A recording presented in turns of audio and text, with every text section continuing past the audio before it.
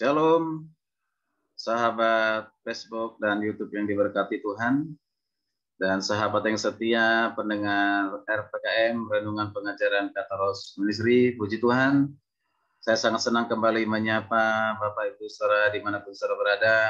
Salam dalam kasih Kristus Yesus Tuhan kita yang hidup. Biarlah segala kemuliaan, hormat, pujian bagi Tuhan kita Yesus Kristus. Tuhan yang mengasihi kita dengan kasih-Nya yang sempurna. Kita ada sampai saat ini semua karena kasih Tuhan.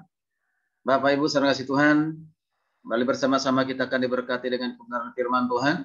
Namun sebelumnya mari kita bersama-sama kita berdoa, mohon pimpinan dari Roh Kudus supaya kita bisa mengerti, memahami akan kebenaran firman Tuhan, jadi berkat kekuatan bagi kita. Bapa di surga, dalam nama Yesus firman yang hidup, kembali kami datang menghampiri tatamu yang kudus. Mohon pimpinan-Mu ya Tuhan supaya kami boleh mengerti, memahami kebenaran firman-Mu. Dengan pengertian itu kami boleh melakukan, mengerjakan, mentaati, bahkan membagikannya kepada orang lain. Tuntun kami ya Roh Kudus. Di dalam nama Yesus kami berdoa dan siap mendengarkan kebenaran firman-Mu. Haleluya. Amin. Bapak Ibu saudara kasih Tuhan, firman Tuhan dalam kesempatan ini di renungan RPKM, yaitu diambil dari Pengkhotbah 11 ayat 1 sampai 8, Pengkhotbah 11 ayat 1 sampai 8. Ini adalah lanjutan renungan yang sebelumnya, yaitu dengan topik hukum tabur tuai. Hukum tabur tuai. Saya akan membaca khususnya ayat 6 dari Pengkhotbah 11 ayat 6 berkata demikian.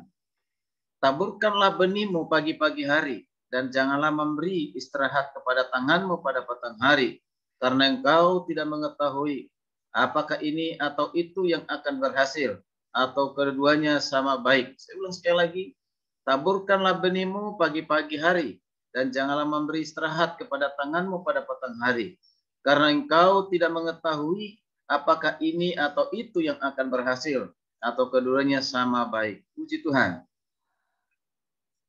Bapak Ibu kasih Tuhan, seringkali kita menuntut Tuhan untuk memberkati hidup kita.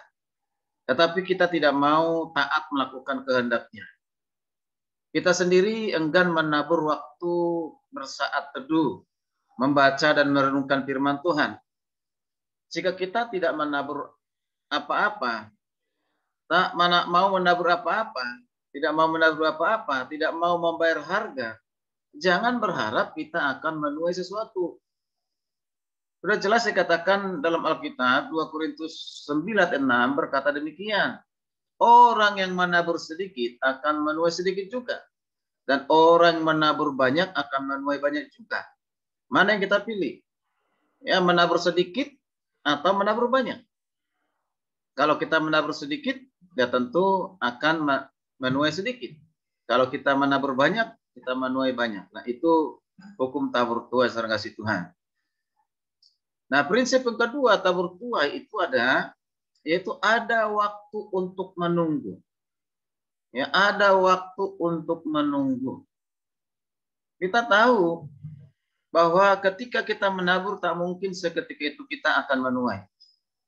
Benih yang ditanam butuh waktu untuk tumbuh dan berkembang, dan barulah menghasilkan buah itu. Artinya ada proses waktu. Ada proses waktu. Demikian dikatakan dalam Yakobus 5 ayat 7b, sesungguhnya petani menantikan hasil yang berharga dari tanahnya, dan ia sabar sampai telah turun hujan musim gugur dan hujan musim semi. Jadi harus ada waktu, ada proses waktu. Nah, dibutuhkan namanya ketekunan, kesabaran ya dalam menunggu hasil dari apa yang kita sudah tabur. Nah, saudara, itu betapa banyak orang Kristen tidak sabar menunggu waktu Tuhan. Dan karena ketidaksabarannya ini mereka mengalami penggenapan janji Tuhan. Yang tidak mengalami ya penggenapan janji Tuhan. Ingat, di dalam Tuhan tidak ada yang instan. Kecuali kasus khusus seperti yang terjadi pada kisah Yunus. Di mana Tuhan mempercepat pertumbuhan pohon jarak yang dalam semalam ketinggiannya melebihi kepala Yunus sehingga ia dapat berteduh di bawahnya. Nah, saudara kasih Tuhan, dalam hal menabur kita juga harus memperhatikan kualitas benih. Jika ingin memperoleh tuai yang baik, maka benih yang ditabur hasilnya benih yang baik pula. Sebaliknya kita pasti akan menuai keburukan bila yang kita tabur adalah hal yang jahat.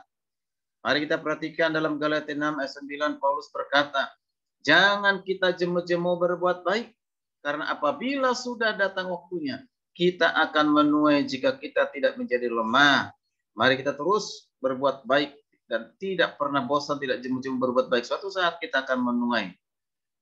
Nah, saudara kasih Tuhan, di akhir dari renungan ini saya mengatakan bahwa menabur dalam daging menuai kebinasaan, menabur dalam roh menuai hidup yang kekal. Kita pilih mana? Tentu kita menabur dalam roh, maka kita mendapatkan kehidupan yang kekal.